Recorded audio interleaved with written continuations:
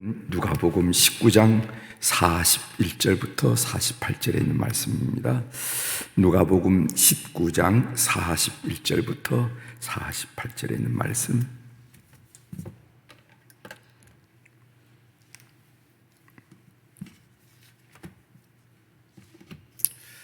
네, 41절부터 제가 봉독해 드리겠습니다. 가까이 오사 성을 보시고 웃으며 이르시되 너도 오늘 평화에 관한 이 일을 알았더라면 좋을 뻔하였거니와 지금 내 눈에 숨겨졌도다. 날에 이를지라 내 원수들이 토둔을 쌓고 너를 둘러 사면으로 가두고 또 너와 및 그 가운데 있는 네 자식들을 땅에 메어치며 돌 하나도 돌 위에 남기지 아니하리니 이는 내가 보살핌 받은 나를 알지 못함을 인함이니라 하시니라. 성전에 들어가사 장사하는 자들을 내쫓으시며 그들에게 이르시되 기록된 바 내 집은 기도하는 집이 되리라 하였거늘 너희는 강도의 소굴을 만들었도다 하시니라.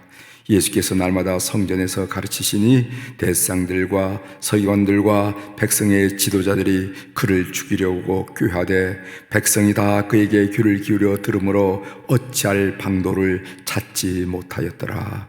아멘. 48절까지 함께 읽었습니다.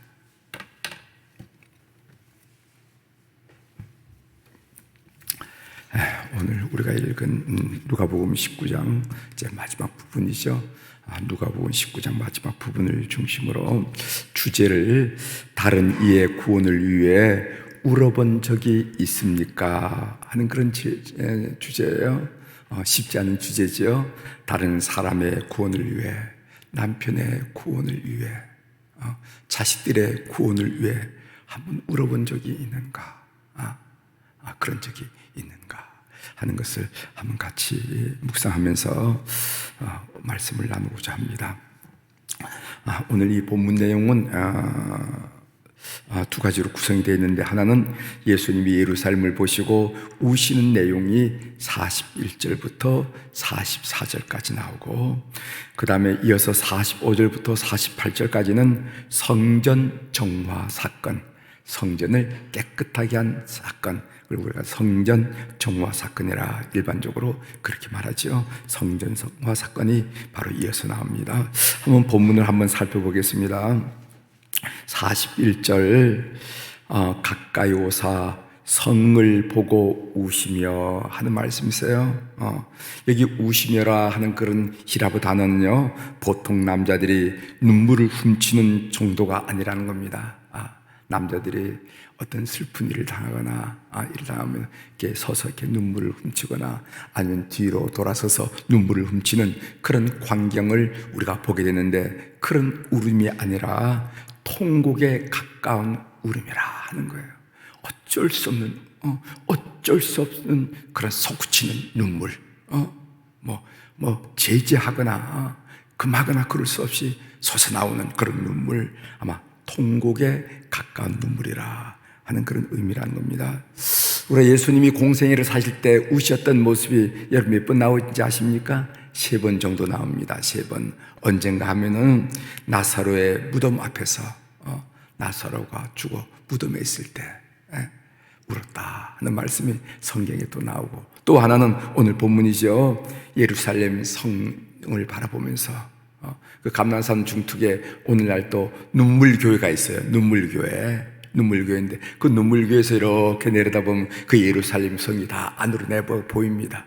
보이는데 그 성을 바라보면서 울었던 오늘의 눈물. 그리고 세 번째로는 겟세마네 동산에서 우리의 구원 사역을 위해서 하나님께 호소하며 울었던 눈물. 이렇게 세 눈물인데, 예수님의 눈물은 다 하나하나를 봐도 거의 통곡에 가까운 눈물이었다. 그냥 우리 남정네들이 스쳐 지나가는 그런 눈물이 아니라 정말 멈출 수 없는, 주체할 수 없는, 억누를 수 없는 그런 눈물을 흘렸던 것을 우리가 성경에서 봅니다. 특히 본문에서의 예수님의 울음은요, 스스로 기회를 저버리고 불행한 결정을 하는 자녀를 바라보는 눈물, 아비의 같은 눈물, 어미와 같은 눈물이라는 겁니다. 여러분, 자식이 그럴 경우가 있잖아요. 그렇게 부모가 이런 말로 말리고 저런 말로 말리고 이 선택은 안 된다, 지금 가면 안 된다, 그렇게 했는데도 불구하고 그냥 꾸역꾸역 우겨서 자기 선택을, 자기 결정을 밀고 나가는 자녀들을 바라보면서 그 흘리는 그 부모의 안타까운 마음이 거기에 서렸다 하는 그런 이야기입니다. 42절 한번 보겠습니다. 42절. 이르시되 너도 오늘 평화에 관한 일을 알았더라면 좋을 뻔하였거니와 지금 내 눈에 숨겨졌도다. 내 눈에 숨겨졌다는 것은 도대체 모른다는 거죠. 모른다는 거죠. 여러분, 평화에 관한 일을 알았더라면 그 당시 유대인들이 알았던, 그리고 유대인들이 기대했던 평화라는 것은 무엇인가 하면은 정치적인 평화라는 거 여러분 잘 아시죠? 어떻게 하든지 그 로마의 압제로부터 좀 벗어나서 자유롭게 살고 싶은 그런 그 정치적인 그런 평화였습니다. 여러분, 팍스 로마나 그런 얘기하죠. 로마의 평화.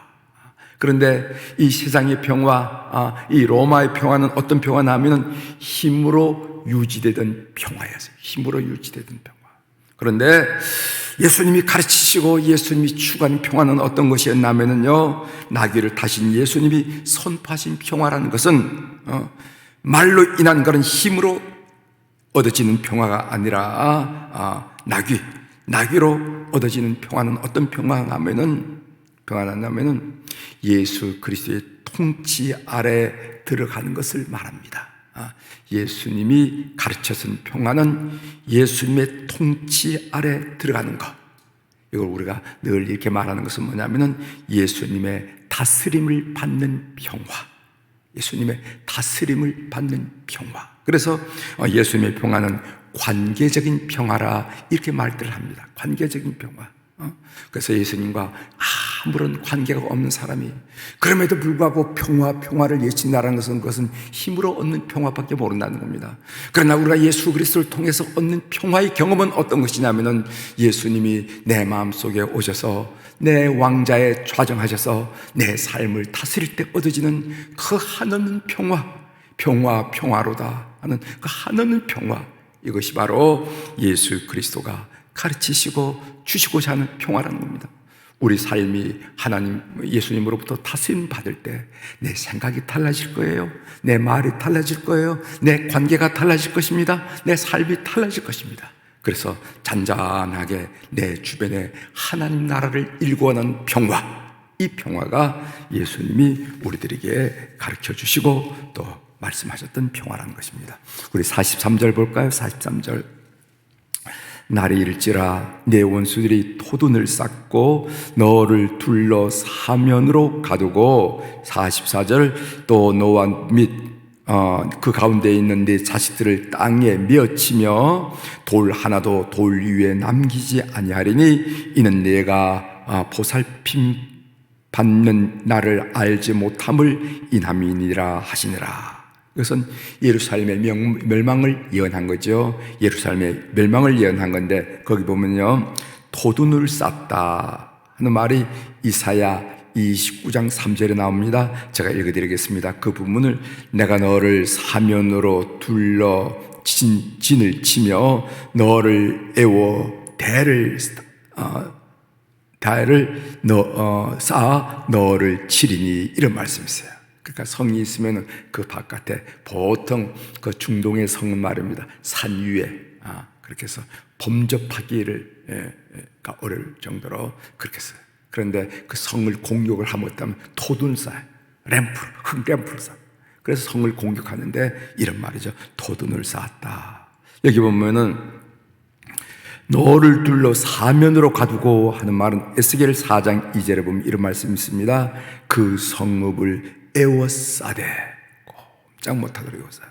44절에 보면은 내 자식들을 땅에 메어치며 한 얘기가 열왕기하 8장 12절에 있는데, 그 중간절부터 읽어드리면요, 내가 그들의 성에 불을 지르며 장정을 칼로 죽이며 어린 아이를 메어치며 아이 벤 부녀를 가르리라 하니. 전쟁이 일어나면 이런 현상이 나타나겠죠. 그다음 마지막으로 돌 하나도 돌 위에 남기지 아니하리니, 이것은 사무엘하 17장 13절 하반절에 나옵니다. 곳에 작은 돌 하나도 보이지 아니하게 할 것이니이다 하며 이런 말이 있어요. 결국 이 예수님의 예언은 예언으로 끝난 것이 아니라 성취가 되죠. AD 70년경에 그 로마의 티토스 장군에 의해서 예루살렘 성문 철저하게 부서집니다. 이것이 요세푸스의 유대 전쟁기에 나오는 이야기예요. 철저하게 부서졌어요. 이런 장차 되어질 일을 바라보시고 어떻게 예수님이 통곡하지 않겠어요? 우리는 미래를 바라보는 그런 눈이 없지만은 장차, 그러니까 예수님이 돌아가신데 40년 후에 일어날 일이에요. 한 시대가 지나기 전에 일어날 그 일을 바라보면서 어떻게 통곡하지 않았을 수 있었겠냐 한 얘기죠. 그 다음에 이어서 성전 정화 사건이 나옵니다. 45절을 보십시오. 45절, 성전에 들어가서 장사하는 자들을 내쫓으시며 라는 말씀이 있어요. 여러분, 이 성전 정화 사건은 사복음서에 다 나옵니다. 그러니까 마태복음에도 나오고 마가, 누가, 요한복음에도 다 나오는데, 오늘 우리가 지금 누가복음을 묵상하는데 이 누가복음이 바로 예수님의 성전 정화 사건을 가장 점잖게 표현하고 있어요. 가장 한마디로 장사하는 자를 내쫓으며.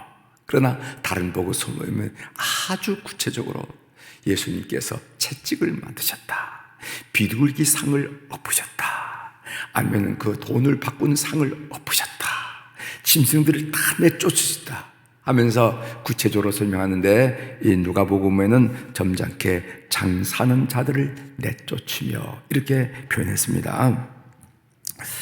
이 장사, 본래는요 감람산 기슭에 있는 시장에서 제물로 바칠 동물을 팔았다는 겁니다. 그러니까 저 이후에 갈릴리 아니면 세계 각국에서 이제 사람들이 6월절이나 3대 절기일 때 예루살렘 성전에 와서 예배를 드리려면 제물을 샀어야 했는데, 멀리서 제물을 양을 어깨에 메고 오겠습니까? 비둘기를 이고 오겠습니까? 올 수가 없으니까 보통 사람들이 바로 예루살렘에 와가지고 주변에 있는 시장에서 양도 사고 자기 능력껏, 비둘기도 사고 자기 능력껏 이렇게 사는데, 그 시장이 바로 거기서 한 1km도 채 안 되는 그 감람산 그 중턱에 시장이 있는데, 학자들에 의하면 그 당시 4개의 시장이 있었다는 겁니다. 감람산에 4개의 시장이 있어요. 그런데 놀라운 사실은 뭐냐면은 AD 30년경, 그러니까 예수님께서 공생애를 살던 이전에는요 성전에서 제물을 판매했다는 그런 기록이 없다는 거예요. 그런 흔적이 없다는 겁니다. 그러니까 예수님 당시에 그 감람산에 있던 시장이 성전 안을, 특별히 이방인들에 들어와가지고 거기서 장사하기를 시작했다 하는 것을 우리가 알 수가 있는 거예요.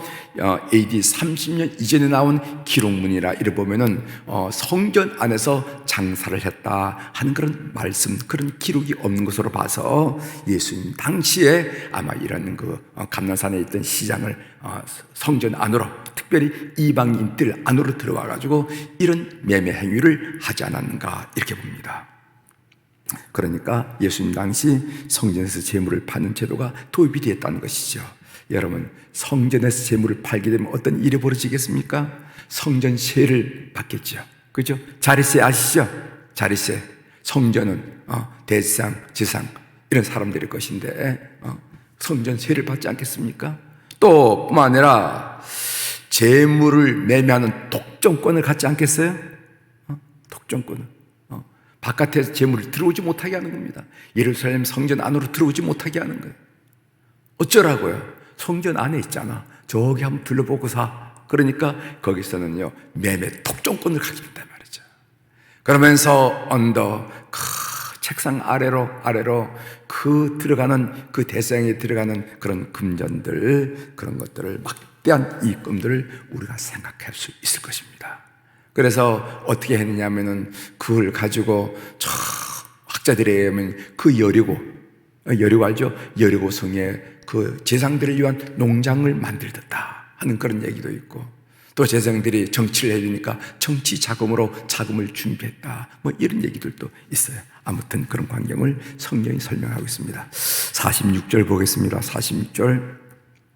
그들에게 이르시되 기록된 바 내 집은 기도하는 집이 되리라 하였거늘 너희는 강도의 소굴을 만들었도다 하시니라. 여러분, 강도는 뭡니까? 힘으로 남의 것을 빼앗는 것을 보고 강도를 하죠. 이 강도 같은 놈, 이것은 힘으로 남의 것을, 남의 이익을 취하는 것을 보고 강도라 한다는 얘기입니다. 이 말씀은 예레미야 7장 11절에서 나온 말씀인데, 내 이름으로 일컬음을 받는 이 집이 너희 눈에는 도둑의 소굴로 보이느냐 하면서 예레미야가 예언한 적이 있습니다. 이 성전이 내 눈에는, 너희들 눈에는 도둑의 소굴로 보이느냐 하는 말씀인데, 예루살렘 성전이 강도의 소굴로 본모두고 있음을 우리 주님께서 한탄하면서 고백하신 말씀입니다. 결국 유대 지도자들은 안정적인 수익을 잃게 되는 어떤 경제적인 이유 때문에, 그리고 자신들을 강도로 몰아붙이는 그런 명예 실추 때문에, 그리고 자신들의 권력을 위태롭게 만드는 정치적인 이유 때문에 어떻게 하든지 예수님을 죽이고자 하는 음모를 구체화시키는 것을 보게 됩니다. 그러니까 저 예수님 때문에 우리가 얻어야 할, 마땅할 경제적인 이익을 상실한다는 겁니다. 우리 명예가 얼마나 실추되냐 말이지. 그전까지는 모든 백성들이 우리를 존경하고 바리새 선생님, 랍비님 하고 존경했는데, 저 사람이 나타나고 난 다음에 도대체 우리가 가르치는 얘기하고 비교 안 될 정도로 영향력 있는 말씀을 가르치니까 그들의 권위의 실추, 세 번째로는요, 그 당시 갖고 있는 그들의 권력에 대한 상실, 이런 것 때문에 저 사람은, 예수는 반드시 죽여야 된다 하면서 이런저런 음모가 꾸며지는 것을 우리가 보게 된다는 것이죠. 제가 어제 본문을 읽고 묵상할 때 저희 마음에서 지워지지 않는 그 영상은 무엇이냐면은, 예수님이 장차 멸망할 예루살렘을 바라보시고 우시던 모습이, 우시던 광경이 지워지지 않았습니다. 예수님이 그 예루살렘 성을 바라보시고 우시던 모습, 우리가 예루살렘 그 성지순례를 가면 반드시 그 눈물 교회를 방문하거든요. 그때의 경험에서 그러는지 아무튼 그 광경이, 그 예수님의 모습이 사라지지 않았습니다. 그러면서 나는 다른 사람의 영혼 구원을 위하여 울어본 적이 있는가 하는 그런 생각이, 그런 자문이 들더라고요. 다른 사람의 영혼을 위해서. 친구들을 만나고 있는데, 초등학교 친구들, 중고등학교 친구들을 위해서 한번 그들의 영혼을 위해서 아파한 적이 있는가? 아직까지 친척 가운데 예수님을 믿지 않은 그런 친척이 있는데, 인간적으로는 친하고 왕래가 있지만은 그들의 그 구원을 위해서 한번 좀 아파하면서 울어본 적이 있는가 하는 그런 자문이 일어났습니다. 없었다면은 먼저 나의 구원 문제를 직면할 필요가 있습니다. 직면하고 해결할 필요가 있어요. 나의 구원 문제를 무슨 세월이 지나가면 해결이 되겠지, 뭐 어떤 경우가 앞으로 있으면 해결되겠지라고 회피하거나 뒤로 넘기지 말고 직면할 용기가 필요하다는 것입니다. 그래서 구원의 감격을 우리 모든 교우들이 체험하셔야 돼요. 그래서 저희들이 아침에 경건회를 할 때, 우리가 매일 이제 하루 근무를 시작할 때 이제 9시쯤에 이렇게 경건회를 합니다. 경건회를 할 때 제가 우리 부목사님 사역자들 할 때 아주 당부하는 얘기가 뭐냐면은 제자 양육 정성을 다해 하십시오. 왜냐하면 그 제사 양육 그 일부에는 구원 문제를 다루고 있거든요. 우리가 신앙생활을 하다 보면요, 다 구원받은 것 같지만은, 모두가 아멘하고 구원받은 것 같지만은요, 우리가 부모님에서 믿는 모태신앙을 가지고 신앙생활에 마치 우리의 호흡하는 것처럼 자연스럽게 하다 보면요, 자기의 구원 문제에 직면한 그런 순간이 없다는 겁니다. 그렇기 때문에 이 구원 문제를 용기를 가지고 직면할 필요가 있어요. 그래서 그 구원이 남들의 구원뿐만 아니라 나의 구원이고, 그 구원을 통한 감격이 있어야 된단 말이죠. 이런 문제를 반드시 체크하도록 부탁합니다 하는 이야기를 우리 사역자들한테 늘 당부드리고 있어요. 당부드리고 있어요. 그래서 구원의 감격을 체험하는 우리 교우들이 되길 바라고, 두 번째로는 과거에 그런 경험이 있었다, 과거에 그런 경험이 있었는데 지금은 없습니다. 그렇다면 구원의 감격을 반드시 회복하셔야 된다는 겁니다. 신앙생활이 뭡니까? 신앙생활이 의무만이 아니잖아요. 형식만이 아니잖아요. 의례적인 것만이 아니잖아요. 구원의 감격을 반드시 회복해야 된다는 겁니다. 계시록 2장 4절 5절에 보면 이런 말씀이 있습니다. 그러나 너를 책망할 것이 있나니 에베소 교회를 향해서 너의 처음 사랑을 버렸느니라. 그러므로 어디서 떨어졌는지를 생각하고 회개하여 처음 행위를 가져라. 만일 그리하지 아니하고 회개하지 아니하면은 내가 네게 가서 내 촛대를 그 자리에서 옮기리라 하면서 말세에 나타나신 우리 주님께서 너의 처음 사랑, 처음 구원, 첫 설렘을 반드시 회복할 것을 요구하는 것을 보게 됩니다. 우리 새벽에 나오신 우리 교회 여러분들은 참 이런 열망이 강렬하기 때문에 여러분 자는 잠을 깨워서 이렇게 나온 줄 믿습니다. 그래서 첫사랑을 꼭 회복하시고, 첫 감격을 꼭 회복하시고, 첫 설렘을 꼭 회복하시고. 여러분 신랑 만났을 때 첫 설렘이 있었잖아요. 그런 첫 설렘을 꼭 회복하셔서 우리들의 신앙생활이 의례적이거나 형식적이거나 관습적이 아니라 정말 주님 전에 나올 때마다, 찬송을 부를 때마다, 예배를 드릴 때마다 감격이 새롭게 일어나는 그런 싱그러운 신앙생활을 하는 우리 교우들이 다 되기를 주의 이름으로 축원합니다. 기도하시겠습니다. 하나님 아버지, 오늘 우리 주님께서 장차 멸망할 예루살렘 도성을 바라보시고 뜨거운 눈물, 정말 주체할 수 없는, 막을 수 없는, 억누를 수 없는 눈물을 쏟으셨던 그 광경을 우리들이 묵상하면서, 우리가 신앙생활을 하면서 그런 적이 단 한 번이라도 있었는지 생각해 보면서 묵상한 내용을 우리가 나눴습니다. 하나님, 이게 이렇게 되려면 먼저 나의 구원의 문제가 해결돼야 되는데, 하나님, 우리가 어떻게 하든지 우리 구원의 문제에 직면하도록 도와주옵소서.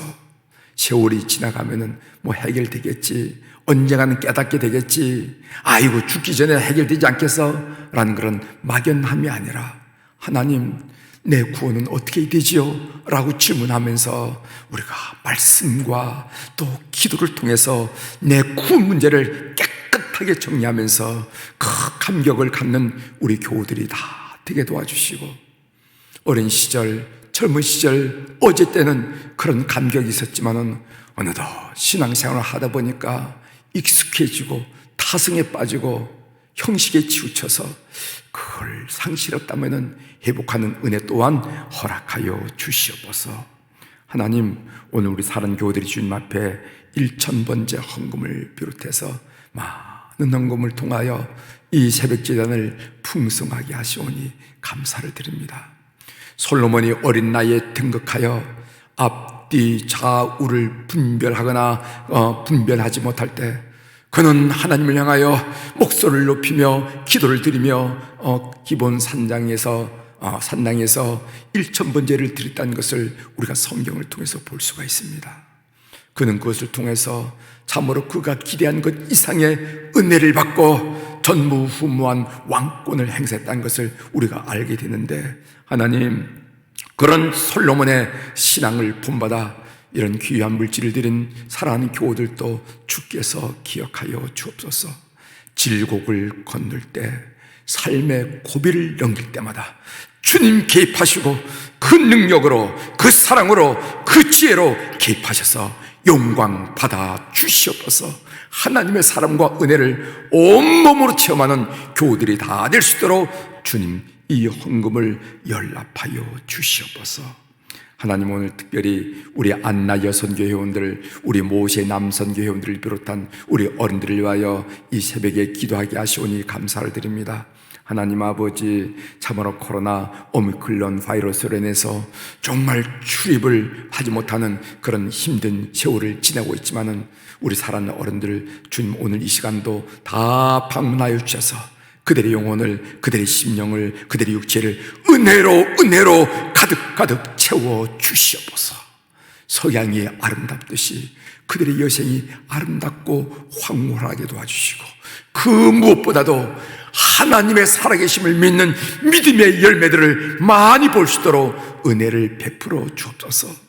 자식들을 통해서 믿음의 소식을 듣고, 손자 손녀를 통해서 믿음의 소식을 들으면서 자, 하나님이 좋으시기도 하셔라 하면서 고백하는 세월이 되도록 은총을 베풀어 주옵소서. 하나님 아버지, 이제 내일이 됩니다. 3월 9일 대통령 선거가 있게 되는데, 하나님 염치 없는 간구지만은 주님께 간구를 드립니다. 좋은 대통령 허락하여 주옵소서. 하나님 사랑하고 우리 국민들 진심으로 섬길 수 있는 그런 선한 지도자를 꼭 허락하여 주셔서 동서남북할 것 없이 한 마음으로 한 뜻으로 참으로 희망찬 걸음을 할 수 있도록 이 땅을, 이 백성들을 축복하여 주시옵소서. 모든 선거 과정에 악한 세력이 틈타지 않도록 주님께서 역사하셔서 온 국민들의 그 뜻이, 그 기회가 오롯이 모아질 수 있도록 하나님 인도하여 주시옵소서. 오늘 또 하늘의 주권과 땅의 주권을 가진 우리 주님의 이름으로 이 새벽에 선포합니다. 내 영혼이 잘된 같이 범사가 잘되고 강건한 축복을 우리 사랑하는 주의 백성들이 오늘 하루 이 축복된 날도 누리며 감사하며 살아갈 수 있도록 도와주시옵소서. 감사드리며 예수님의 이름으로 축복하며 기도 올리옵나이다. 아멘.